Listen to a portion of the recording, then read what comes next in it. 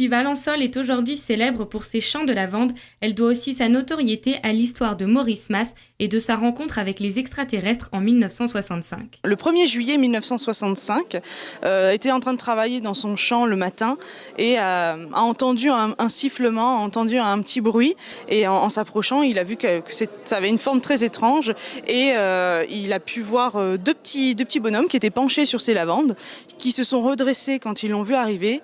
Il y en a un qui a sorti de son étui comme un tube et il s'est retrouvé complètement figé pendant bien un quart d'heure et il les a vus s'occuper des lavandes et il disait que ils faisaient des petits bruits entre eux comme pour communiquer et après ils sont rentrés dans leur objet, dans leur soucoupe volante comme on dit et l'objet a décollé d'un seul coup et est allé en direction de Manosque.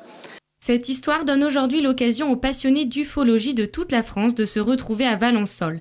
10 conférenciers sont venus faire part des différentes découvertes scientifiques dans le but d'informer les participants très réceptifs. Je pense que ça peut être intéressant effectivement d'essayer de comprendre et puis peut-être de découvrir une autre forme de vie. Ça m'intrigue, je trouve que c'est assez mystérieux. Je n'ai jamais vu une seule soucoupe volante de ma vie, ni aucun extraterrestre, mais j'ai toujours été convaincue que nous n'étions pas seuls et qu'il existait des civilisations beaucoup plus avancées que nous. Voilà. C'est un étonnement, disons, très mesuré en fait, parce que je pense que les extraterrestres nous avaient déjà découvert depuis bien avant qu'on les découvre et on a donc une double action à faire si on veut se renseigner.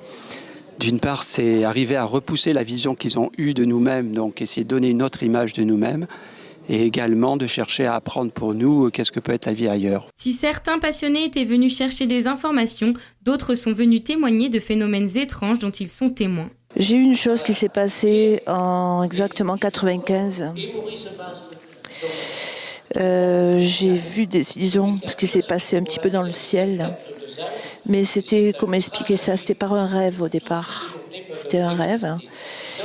Et dans mon rêve, on me disait, les hommes en bleu vont arriver. Mais c'était uniquement qu'un rêve. J'avais toujours l'habitude de garer la voiture à un endroit. Et c'était régulier, c'était tout le temps comme ça. Et le lendemain de cette épopée-là, en descendant du village, ma voiture n'y était plus. Et il y a eu une enquête qui a été faite à la gendarmerie de Roquevert.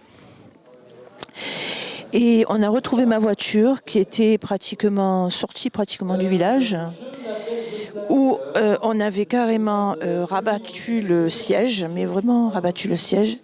Et ils avaient pris rien du tout. La seule chose qui avait été prise, c'était le pare-soleil.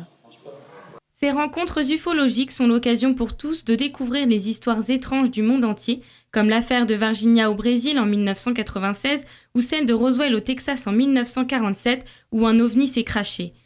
Des affaires qui continuent à nous questionner sur l'existence des extraterrestres. Ferons-nous un jour cette rencontre du troisième type ?